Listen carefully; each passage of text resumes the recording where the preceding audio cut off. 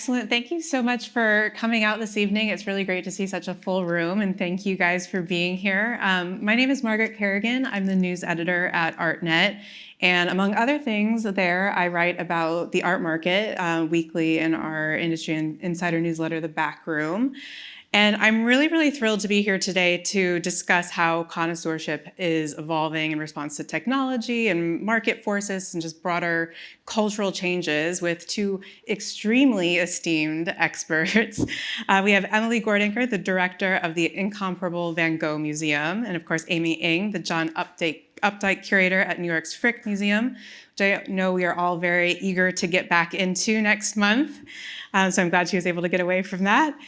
And just as a reminder, we will have some time after the talk just for a couple of questions, but if you can hold those till then. I will go ahead and get us right into today's topic so that we can get to the meat of the story here. I think that the premise of this is as of the third in a series of talks exploring connoisseurship. It's a little bit more provocative maybe than some of the other ones. We're looking at whether or not there's been a lot of conversation around this perceived death of the connoisseur. I feel like I've seen that headline written a lot of times over the last decade or so. And so I think there's multiple reasons for that perception, right? You know, there's a lot more legal risks, the market is changing how we talk about things sometimes. And I think there is this essence of connoisseurship that obviously will always remain. And I think that's what we really want to dig into today and what that's looking like now, especially in your roles. So I kind of wondered, the idea of a connoisseur, I think, has a lot of connotations to it. So I wondered what your relationship to that word is and whether that's maybe changed even since you started your careers.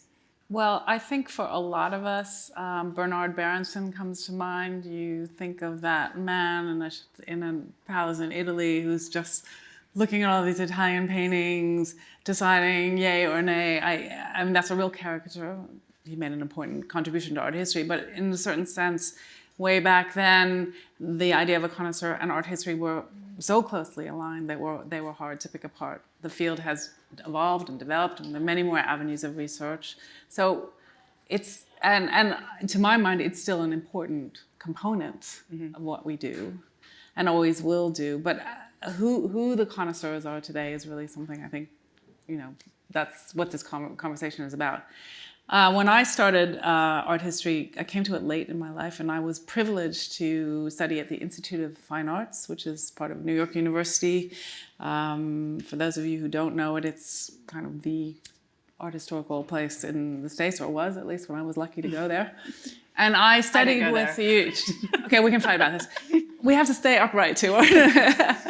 But and I was very lucky to study art history with a connoisseur, someone who I remember getting furious with me because there was a Goltzius exhibition in Philadelphia and I didn't go.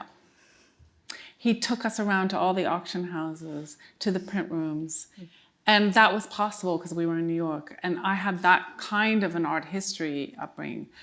That having been said, when I was looking around at graduate schools, where was I going to go? I was warned off the institute because I was told, oh, it's really stuffy and old-fashioned.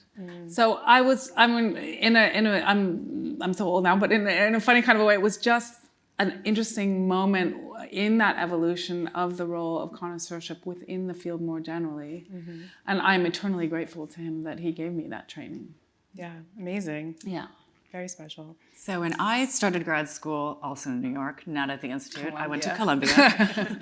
It was 20 years ago, and it was the C word, connoisseurship. And I remember one of my advisors was David Friedberg.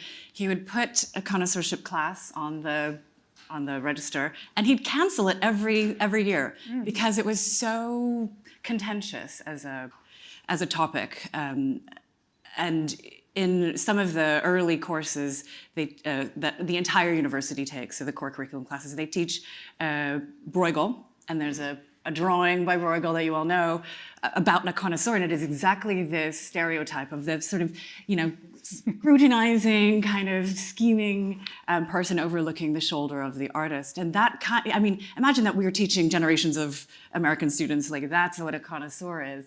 I would say this is probably different from Europe and European universities. But around that time, so this is just after Y2K, so 2005, there was theory and politics, and then there's those who do dating and attribution. And it became kind of a polarizing thing. It was stuffy. If you're looking so closely at drawings and you're not thinking about the unrepresented people who are not in these portraits, and it became kind of a chasm. And I started to see this especially at the Frick when I'm getting applications for our curatorial fellowships, how at least 10 years ago, the American applications were very, very different from the European ones, and it kind of fell along those lines. I do think it's coming back together a little bit. I mean, frankly, you can't do one without the other now. I mean, you must be able to do both thematics and politics and be able to see and know what you're looking at. So hopefully things are getting a little bit more reunified, and I do think that they're teaching more classes about what is connoisseurship.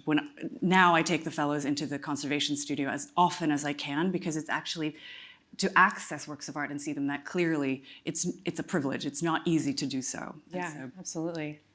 I think what's really interesting, like through line, whether in this kind of schism that you've identified, that could be coming back around potentially, which we'll get to later in the talk. But I think what's interesting too is that there's this sort of tension between what connoisseurship is an art or is it a science, and you're kind of saying it's both, or if it's more an art than a science. Do you agree? I think we agree that it's an art and science can help. Okay. Yeah, I mean, even in science, data is there to be analyzed. It's not a fact in and of itself. It's what do you do with it. So obviously, maybe we're going to get there, but the tools that you have when you're assessing a work of art have expanded enormously. I mean, obviously, we've had X-rays for a long time, but now we're moving way ahead in everything we can. And they've offered us a lot of insights into how an object was made or what's happened to it over time. But there's no silver bullet. And when connoisseurship was the C word and we weren't really allowed to use it in the circles I was in at Columbia, it was replaced with close looking. And that simply is what it is. I mean, it's close looking with some intention of trying to understand what you are looking at and trying to build some kind of database in your mind. And so I think technology has helped, but that's never, that kind of human judgment and building up of a visual catalog is never going to go away as an important tool. I think it's interesting what you said about what you're seeing from European applicants. This is a conversation I've had before that we're kind of dancing around, but the difference between working in a museum and working in the academy, the university. And when I was in grad school, that was quite a big division, and that was talked about a lot. And what's happening, well, you have, to put it very crudely, it wasn't like this, but there was the theory and then there was the practice. And that is still to some extent going on. What I think it was less articulated is if you're in a university in a place where you don't have a lot of objects close to you, it's a very natural thing. You're having to do art history off of pictures, which is not invalid, but it's a different thing. So we were both lucky to be in New York. I spent a lot of time in Europe. Obviously, I've lived here a long time. We have the objects at our disposal. So so-called object-based research is something that I hope is still very much alive. But there's another shift I think that's happening is some of the really interesting research is being done in museums, in a museum context. Hopefully, and I do see that movement more and more together with universities. But when you have this fissure, then you start to get a kind of an attitude towards one side or the other that is too bad. So we were seeing this sort of object-based research as really some of the more interesting art history. I went through a period when I was in grad school, it was all about, you learn the iconography, and then the next wave of interesting things was, oh, well, maybe it wasn't. And then you went to the whole development of what was the Dutch art market. And now much of the new innovative research has a lot to do with the new tools we have at our disposals to look at the objects. And we're in a privileged position as museum people to have that. Yeah. And just as I think a piece of evidence of how hard it is to actually look at objects in one's everyday life, I think the New York Times, they launched this series about close looking. So look at a work of art for 10 minutes. But you're looking at your phone at a screen, and it reminds one that it is really hard to go to a place and look at that Vermeer picture and stay there 10 minutes looking as closely as you can without all the bars and the chairs in front of you. So I think there is an access problem and a time problem as well. Like imagine that's meant to be a replacement for looking at an object. Yeah, and then you get the extra complication. You're looking at your phone, not at the actual painting. And that is a different thing. And I think everyone who's here in the audience has been walking around all day looking at actual things. And it is a different experience from looking at an image on your phone. Yeah, hugely. I mean, it's like a sensorial experience like none other. And I spent so many hours today just walking around and seeing, like, wanting to touch things. You know, you don't get that on a phone. You just scroll.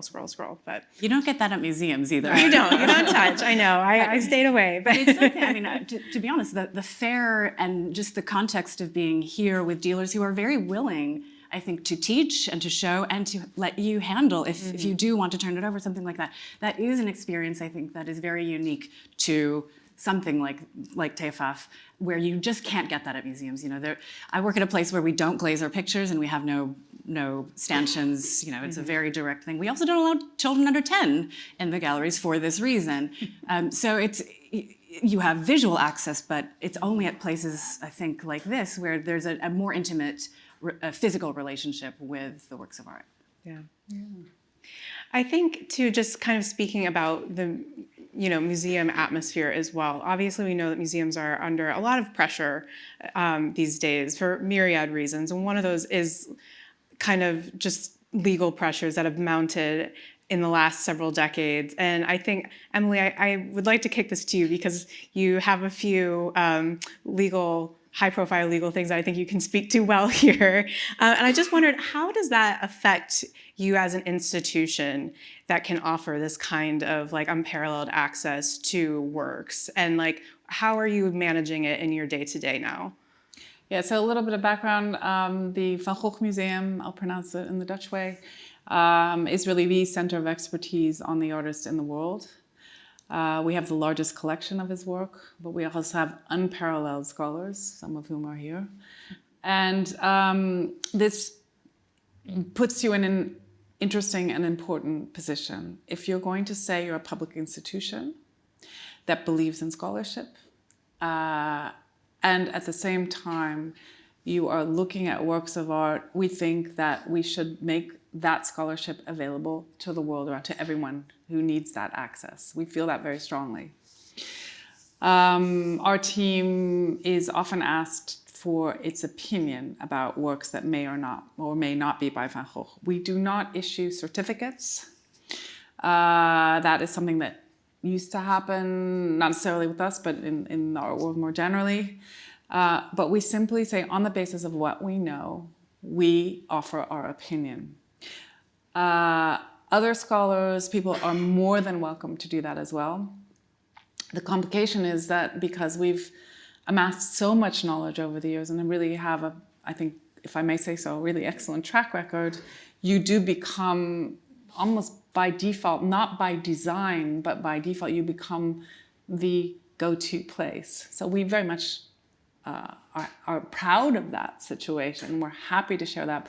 But you can occasionally enter into an uncomfortable conversation with someone who doesn't agree with your opinion. Mm-hmm. So, for example, we might assess something and offer a well-founded reason that we think something may not be by Van Gogh. Everyone else is welcome to disagree with us. It's simply our opinion. You mentioned legal issues. This is where it gets interesting because you start, inevitably there comes a moment that a work of art is valued and its authorship is part of that conversation, part of that assessment. And then if this is a work that someone might want to sell or trade on, then it can become pretty contentious. We have a lot of, and you see that really, I don't think there is any American museum I know of that still offers opinions or does this kind of money, authentication. not on appraisals. And also places like the Warhol Foundation have stopped doing it. And the reason is very simple, especially in the US, which is a fairly litigious country, you may end up being sued. The way that we have dealt with that is we have a pretty tight procedure. We would love to do, anybody who wants to come, we would basically really like to just open the door and see where we are, but it puts us in a complicated position. Sure. So what we have is a tight procedure that says, among other things, that any difference of opinion, should it end up in a legal procedure, will be under Dutch law. And I'll come on to that in a moment. And recently we got such a volume of requests. We had a whole procedure on the website. You can only ask on the website. We did this just because we want to treat everyone the same, everyone respectfully. Well, we were getting such a volume. We were getting 500 requests a year during COVID. And we have a wonderful staff, but that's just too much work. So we've had to make the decision. We started last year saying, please start with an accredited dealer or an auction house. And then if it comes to us, we go through our procedure. So in this way, we're trying to strike a balance of being there, being open, and offering this service as a public institution with the knowledge that we have. But we have to be careful about any legal consequences. And why American museums have stopped, or other places, is it's just too expensive. So an example is a well-known example. It was my first year at the museum. Somebody in New York had what he thought was an Auvert period painting, a very large one. He was happy to tell the New York Post this, so it was all over the newspapers that this painting was going to come to Amsterdam. Well, we never had that conversation. And eventually he sued us for $300 million. Jeez. Because that was his contention, that was the value of his work. We did not bring it to Amsterdam because we could see on stylistic grounds that we could issue our opinion. Again, he's absolutely free to have someone say it is a Van Gogh, but it was our opinion. He took us to court, and the case was dismissed on jurisdictional grounds simply because of that little detail that I said any legal dispute should be under Dutch law. So that we thought about this, and we're lucky enough to be able to handle this and have been successful in court when we've had to go. But it is a delicate line, and when the volume of this gets too big, it just becomes unaffordable. Why do we keep doing this, aside from our feeling of wanting to share our knowledge and our public mandate? It's twofold. I admit part of it is self-serving. We get to see everything that goes out there in the market, and we want to, out of our scholarly interest, we want to be able to see things and work with dealers and auction houses. We're happy to do that. And we get something back for it. The public, all of you here in this room, also can be fairly reassured that if we are involved in something that goes on the market, we prevent, egregious fakes and other things to go. So we're actually hopefully also doing a service to the market and to collectors, that there's some sense of a check on something. But I have to admit, it keeps us awake at night sometimes because it is a real responsibility. Yeah. And the final thing I would say about this is the elephant in the room is money, right? I'm not going to kid around. These paintings are very valuable, and that makes the desire to see something of a Gogh very, very strong. Mm-hmm. I have one follow-up question for you about this, and I don't know that you might not have a concise answer, but I would love to know your theory. But what caused this uptick during the pandemic? Were people at home and thinking they found Van Goghs in their attic, or? I don't know the answer, but I suspect people had more time. Mm-hmm. Interesting. But again, it's just a guess. Yeah.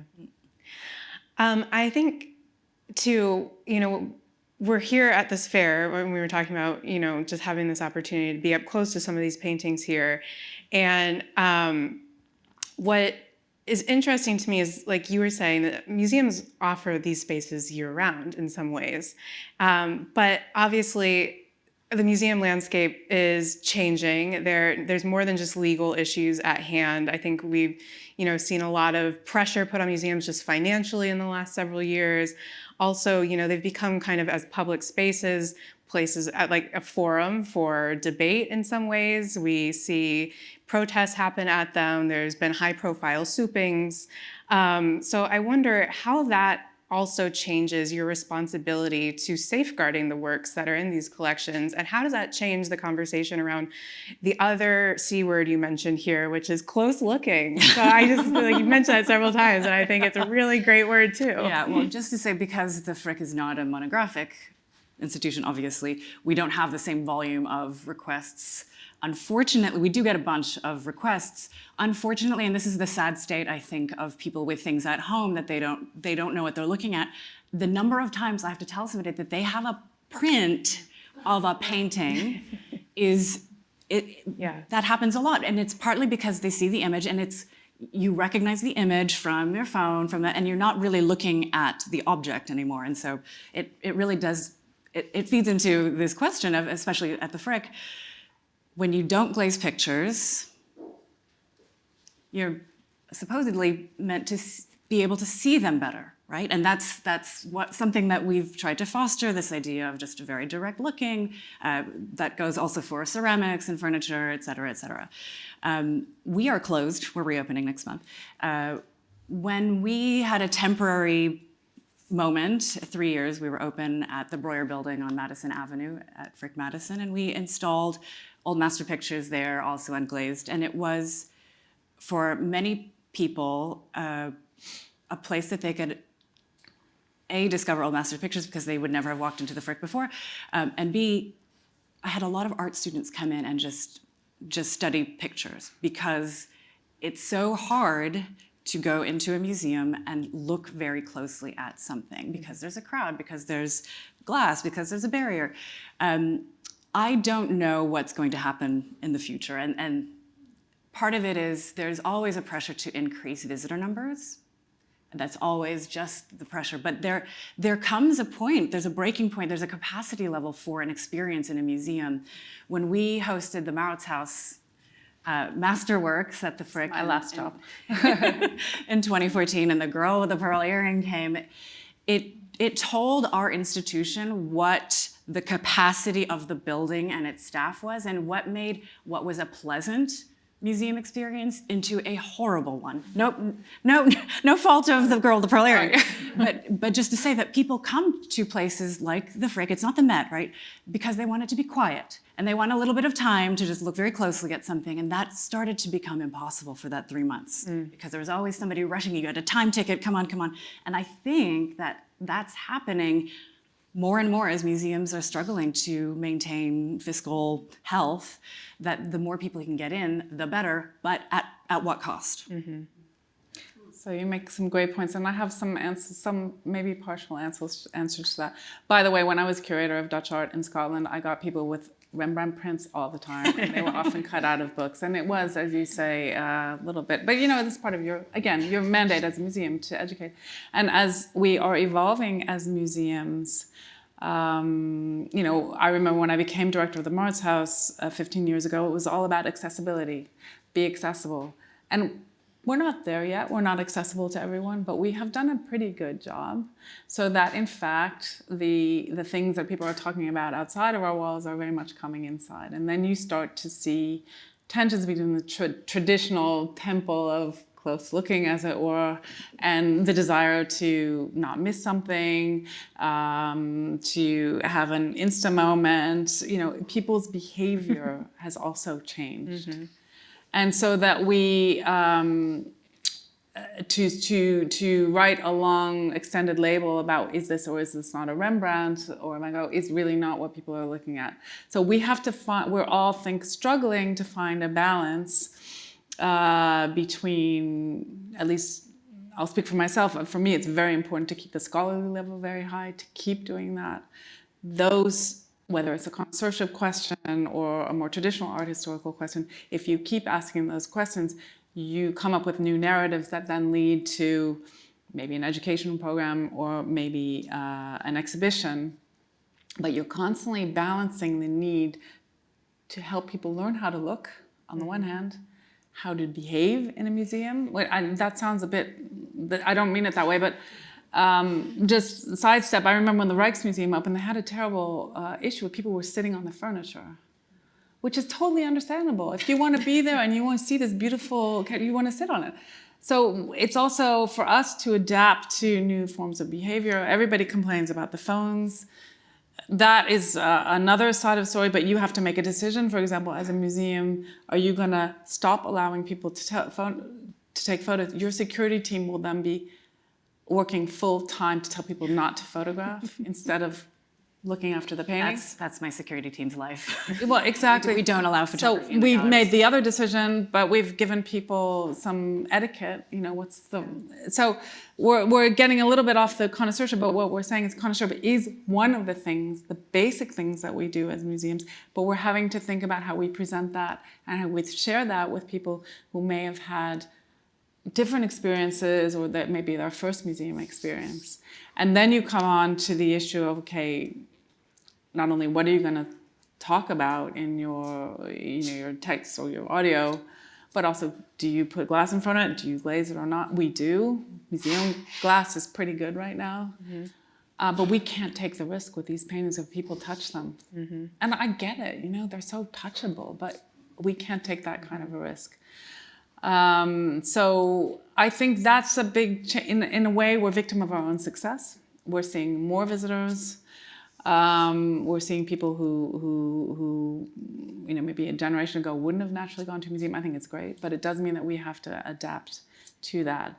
And as a final note, we have, as the Van Gogh Museum, taken, I think, a fairly bold step where I think we were pretty leading in this. We have actually reduced the number of visitors very deliberately. And we've decided to privilege the visitor experience over the numbers. Mm-hmm. We took a good hard look at our budgets. How much money do we need to generate in ticket sales? How far could we go down and still survive? Because it is a question of money. And we reduced quite substantially after COVID. And, it is still really busy in our museum, but it's very doable. You can see everything. And we do try to create moments. For example, we had a Matthew Wong exhibition last year, and we did a quiet room where you could just sit and contemplate. So we're very actively experimenting and trying to find out ways for people to get close mm-hmm. and to really have that experience that you can only have with an actual object, and that you hope they will take with them on their next museum visit and say, that reminds me of that. That's the beginning of learning how to be a connoisseur. It's developing that data bank in your head. Mm-hmm. I think we've kind of danced around and mentioned screens a lot in different contexts, but obviously screens are creeping into our lives more and more, and obviously how we view things, the kind of technology that can help shape how we look at things. Like you said, building a database, data, we're awash in data at this point. So I guess my question, it's a big question, the technology question, so where to start, but I think I would love to know what you guys how you're using these tools in your own personal work and in your own institutions, or how it's changed the conversation around what your institutions are doing on a scholarly level. We're probably the fustiest, most conservative museum in the United States of America, and probably in North America, including Mexico. So we don't use a lot of technology. I photocopy things. Nice. I use the internet, and I take photos of documents if I'm in the archive. But we just haven't embraced technology as a means of experiencing works of art. That is to say, in the museum. So we've always been investing in websites, and our website that gives you a virtual tour or has an entire exhibition experience virtually for those who cannot travel. So we do use technology for outside of the museum, but inside, we don't allow photography in the galleries, and that is a very contentious thing. But it means that you do have to kind of look and remember, or write down the name of somebody that you want to remember later, not just Google them on the spot. But I don't know how feasible that is to maintain in the 21st century. That people live on their phones, and it's nice to say that there's this break from technology. When you come into the Frick, you won't see a screen, but for which generation does that serve? Yeah. In terms of going back to the beginning of our conversation, connoisseurship, I think we should all realize that the first connoisseurs didn't even have photographs. They wrote their notes down, made a sketch. That's a long time ago now. Things have really moved on. And then you get to the phase where there is black and white photographs. When I was in grad school, I had a whole seminar with Donald Posner, who gave us each a black and white photograph and said, okay, you figure it out by the end of the semester. I want you to give me an attribution. I mean, this is traditional. I learned a ton from that. I remember saying to him, but it's not in color. He said, that's what you're going to have to deal with. So get used to it. Now we're a little bit farther along in time. I'm actually quite an early adopter on this stuff. I was really interested in, I actually worked for a company that made databases in the early 2000s, because I thought I could see coming at that point, it would allow us to interrogate data in a whole new way. And it was actually as a result of working with someone named Michael Montias, and I was in London later, and this was a moment that museums were saying, ooh, website? No way. If we have pictures on our websites, no one's gonna come. I mean, don't laugh, some people here will remember this. And I thought, that's not right. Why does everyone wanna go, just to use an example, or everyone wanna go to see the Mona Lisa? Because they know the picture. But it does then say, how can you harness technology to do something that you may not be able to do in person? And if you use that as your guideline, you will be able to use technology in a way that enhances the experience but doesn't detract from it. In terms of our visitors in the museum, we're fairly active users of an audio guide, but it's very much written to help people to look. We have tons of stuff online, but we do hope, and I have to confess that when it gets too busy in the galleries, we can speed up our audio guide, so it can be a tool. Wow. We know where our visitors, where our bottlenecks are. We know we do everything. Again, it's in order to enhance the visitor experience to make sure. So we work with things like that. And obviously technology has hugely impacted the way we look at painting. So I touched on it earlier, but the development of macro XRF and all kinds of new technologies have really added many tools in our arsenal with which we look at pictures. I think what it's done for us is really deepened our knowledge of how works were made, what's happened to them over time. For example, at the Gogh Museum, we know a lot more about how color changed over time. Just an obvious example. It has, however, never provided the one answer that you might want to have. In fact, in my opinion, it makes the work more difficult and more complicated. That doesn't make it worse. It just changes the nature of it, and in many ways often raises more questions. So, and I am expecting that will only increase with the advent of artificial intelligence, which to my mind, I may be wrong, will be another one of those tools in the toolbox that we will be using. In the end, call me old-fashioned, but just like the experience in the museum, seeing the object in the flesh is irreplaceable. I think assessing all of this data that you will get, more images, will still in the end, just like in medical research, someone needs to make a judgment call at some point. What are you going to do with all this data? And I personally don't think that will change. Yeah, definitely. And the more technology does and gives us and complicates things and gives us more to process and analyze, what it doesn't give us, and it may take away from a little bit, is it's really about time. It's about time that you invest in looking and thinking. And I mean, that is kind of the great privilege of time. And that's why the connoisseurs the traditional connoisseurs were who they were because they could travel, they had the means to go to all these places and spend the time looking. And I'm, the AI thing is, don't get me started on the AI thing. But it's as good as what you feed into it, right? Right. So until you get that perfect human connoisseur feeding information into the AI machine, whatever it is, don't ask me, maybe it will be a tool, but limited. And one other thing I was thinking about, I completely agree with you. And but the other thing is just, again, the role of connoisseurship in museums. We acquire. The Van Gogh Museum is very active in acquisitions. We buy Van Gogh occasionally, but we collect his contemporaries. Now, if you don't have a clue what you're looking at, how are you going to acquire works that have the quality and weight that you would need to add to such a collection as ours? It's kind of, I can't imagine not having those tools if you work in a museum. And it's a bit of a, I'm going to get a bit contentious, I hope not. Okay, good. But it's a bit of a debate, especially in the United States, where there is a lot of pressure on the politics of the museum and representation.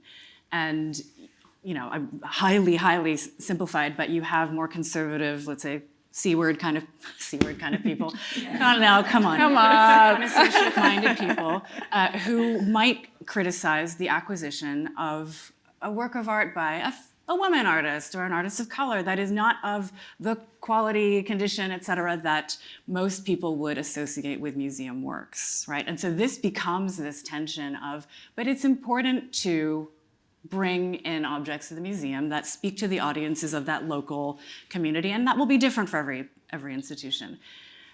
At the same time, what are you bringing in? And you have to, the prices for that kind of artist, so the non-white male artist, obviously they've gone up, et cetera. And so it really does become, where are you putting your resources? And are you bringing something into your institution that you know about? Is it highly restored? Those simple things of just being able to know exactly what's coming in so that you can even make the case for why it's worth bringing in an unknown female artist from southern Spain. Yeah, great point. Yeah, and also sometimes you have time pressure. You may have to make a decision on the spot whether are you going to go to auction? Are you going to buy something? And if you have that if you've thought it through, what your collection plan is, and you know your basic information, plus you have an eye that you've developed by looking and looking and looking, that allows you to pounce at the right moment, because we're just like any other collector in that sense. Sometimes you're under time pressure. If you haven't taken the time, you haven't learned those skills, you don't have a sense for it, you're at a real disadvantage. And it will, I think, eventually show in a collection, which is built up over many years. So on this question of technology too, I'm wondering where you think how it will shape the museum context within the next 10 years, next 20 years. How do you foresee I think it's a really interesting point you make, how the choices we're making now will influence what a collection looks like far down the line. So given the rise of AI right now and just all the other tools that are now at our disposal, how does that strengthen, or what's at risk for collections going forward? Well, I think in terms of building in more traditional areas, outside of contemporary, you have to realize the pool is finite. They're not being made anymore. So the more of these works that end up in museums, the less there is to show at TEFAF. That's just a basic, simple fact. So it is only natural that I think collections, museums will be looking to new technologies and new forms of art or art that's being made now. What's exciting about that is the catalog raisonné hasn't been written yet, so you got to go on your gut. And we will see what choices now end up being the masterpieces of the future. That, in a sense, is no different than from what it's ever been. But we have a long history of collecting by now, and some of the works just aren't available anymore to everybody. I think that the technology may and will certainly have an impact on the visitor's experience. So a lot of people ask me about these immersive experiences. They started with the Van Gogh. I have no problem with that. The stuff is in the open domain. If this is a way in to learning about, let's say, Van Gogh or another artist, if you have a good experience, it's in the middle of COVID, you want to go somewhere and just feel immersed by image, that's fine with me. What we hope is that will then lead someone to our website, and hopefully, if they can, have the means eventually to a visit, to have that experience with the actual work of art. But what do we then do in the museum in response to what do we show? I was in Korea last year, and they're very sensitive about how they have objects on display, and they're using new technologies to explain the object in a way that really adds to the experience. And I think we have a lot to learn about how to do that well, in a way that does not detract from the actual object. It encourages you to really look at it. But I think there's a lot of potential there. Or, for example, something like augmented reality, where you got a Van Gogh that's all faded and you see what it used to be. And those are simple tools that really can help people understand some of the issues that have to do with connoisseurship. Great. Well, thank you so much for discussing these. I mean, we could go for so much longer, I know. We didn't even get to the polar bear here. Go on. Well, please. I mean, just to say the art versus science thing, and I think many of you might remember this Jackson Pollock thing came up. It was a late work that his later partner, Ruth Kligman, was making a claim for, and all the connoisseurship side was saying, no, it looks like nothing like Pollock, absolutely not, this is something else. And then they did the technical analysis and they found a polar bear hair. And it strengthened the case because he had this polar bear rug in his studio. Wow. So, just the way that these can again, be part of the toolbox and may surprise and help even those who have the data bank in their minds, that they could actually expand a little bit. That's true. And the other side of that is sometimes we get very large reports with a lot of technical data, and it doesn't necessarily prove the case. Great. Well, thank you guys so much. It's been such an interesting talk. I really appreciate you taking the time. Thank you, everyone, for also taking time out of your schedule today to come listen, and I hope you enjoy the rest of the fair.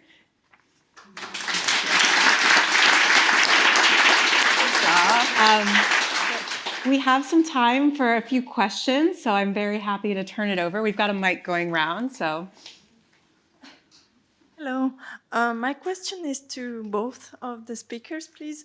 It's about catalog raisonnés. Do you use them in your practice? And maybe for Van Gogh, on IFAR website, there are many listed. So what would be your recommendation if you have one? Easy question, come on. Well, the answer is yes, of course you use a catalog raisonné. And in the case of Van Gogh, the very first one was written not that long after he died, if I compare it to, for example, Rembrandt. And even so, it is obviously always open to question. A silly analogy, if you look something up on the internet, you always have to question it too. So the catalog raisonné is in a sense never finished. We would very much like, I'm looking at one of my colleagues here, we would very much like to really produce the ultimate catalog raisonné. We're going to do our best to do that. We're not quite there yet. But it's also good to have competing catalog raisonnés, right? That is good. It's a good dialogue, I think, to have the checks and balances. Just for the technology question, we use catalog raisonnés, of course. I can't use the online ones because to scroll from the top to the bottom, I lose a little bit of the train of thought. And so actually it's the paper ones that still fill our shelf. Traditionalist. Yes. Hi, thanks for the talk. I was waiting to hear how connoisseurship is reframing art history's narrative, and I didn't really hear anything about that.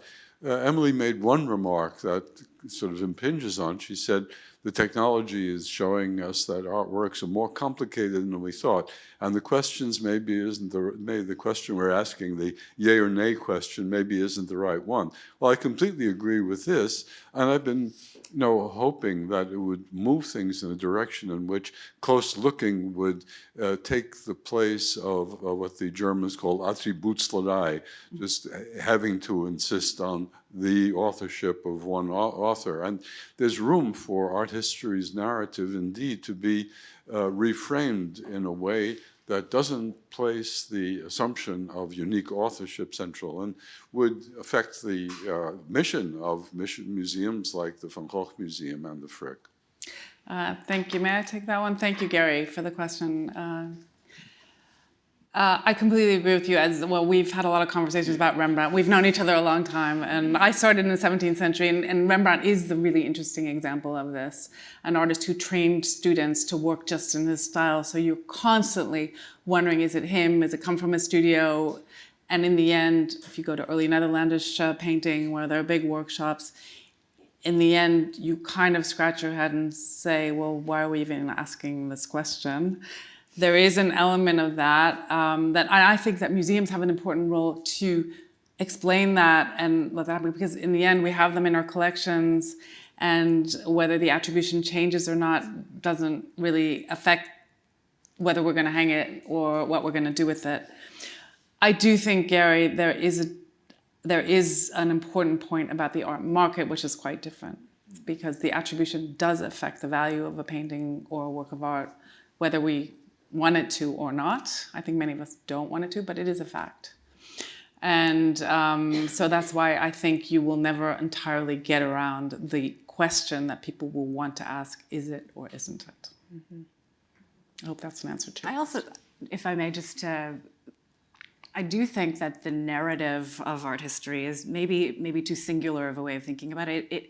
It is so complex right now, especially I'm coming from an American context, that even having brought connoisseurship and close looking back into museum experiences and university programs, I think it's shifting a little bit, this bifurcation that I was referring to before. I do think that there are multiple narratives happening, and that there is a change in the way that art history is being conducted.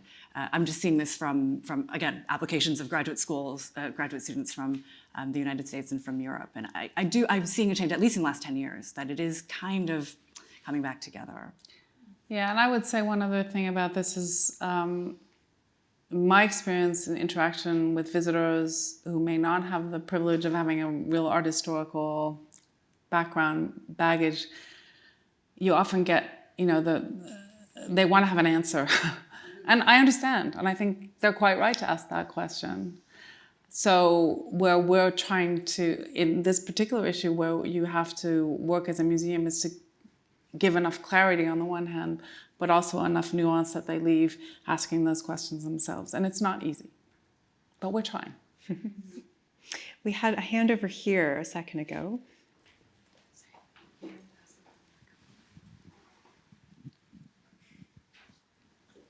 Thank you so much for the very interesting discussion. And my question is more from a youth perspective and futures in curatorial fields. What is your take on the specialization of curators as narratives are becoming more universal, more in dialogue? We see it a lot in museums today. We see it a lot in exhibitions. Even if the museum focuses on a particular artist or period in time, the temporary exhibitions are very much universal in a sense, whether time frame or culture frame. So I just wanted to know from the expert's point of view to the future generations or generations to come. Oh, this is something I talk about a lot with graduate students. The idea of a global focus, or the idea of even a PhD dissertation that focuses on exchange, can only really be done very, very well with expertise in both sides of the encounter. Otherwise, it becomes a little superficial, or it becomes, you don't have the depth of knowledge that will allow you to speak or to write intelligently about two things coming together if you don't understand fully those two sides. So, I think it's important to have the specialization. You're asking a practical question about what you're going to focus on. I do think that focusing on something that you know very, very well will not preclude gaining additional expertise elsewhere, but to try to do some kind of global focus, I think is a little bit, it might be undermining the project. I don't know if you agree. Yeah, I completely agree with that. I think it's essential that you or whoever you're working with really has an in-depth knowledge. That does not prevent something like co-creation or collaboration. On the contrary, I think that's the way to go. We are certainly doing that. I mean, just an example, our Kiefer exhibition right now was done in close collaboration with our neighbors, the Stedelijk Museum, who know everything about working with a living artist, while we're much better at working with dead artists. So, it's, but it is I think this generation is going to have to learn to ask the right questions, and in doing that, find the person or the people who will be help to give you that depth, not to try to do it all yourself. It's impossible with all this data and all this knowledge. That's I think putting yourself under too much pressure. Yeah. Yes, right here. Thank you.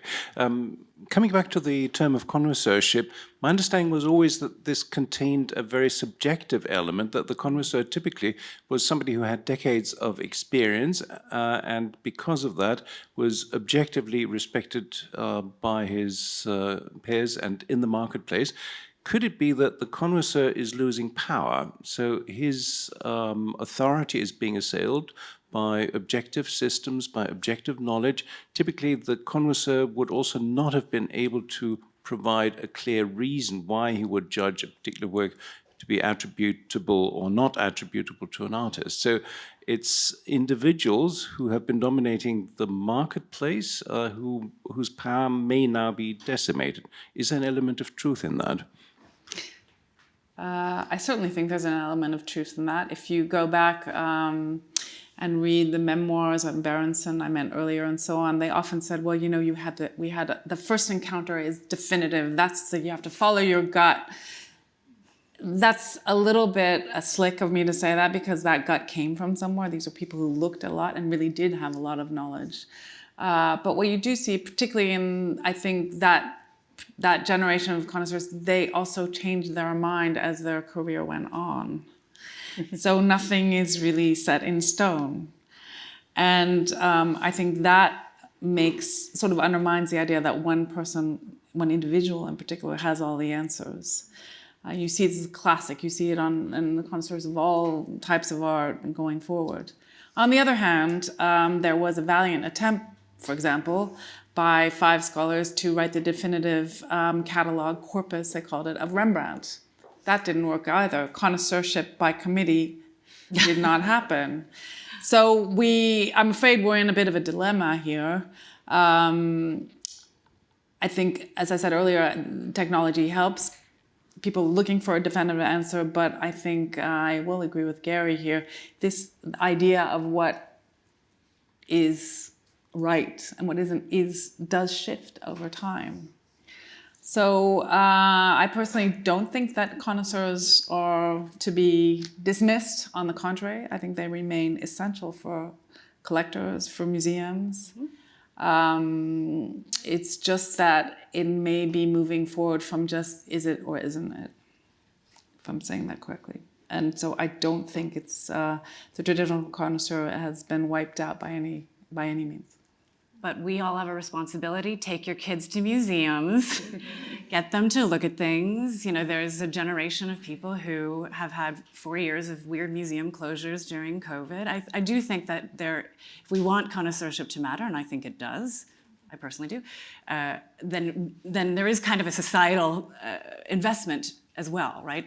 Getting off screens and looking at things, and just, if you care about it, then it's part of our group effort, I think. Yes. If I could add something to the answer to your question, the connoisseur like Berenson would go into a collection knowing 400 names.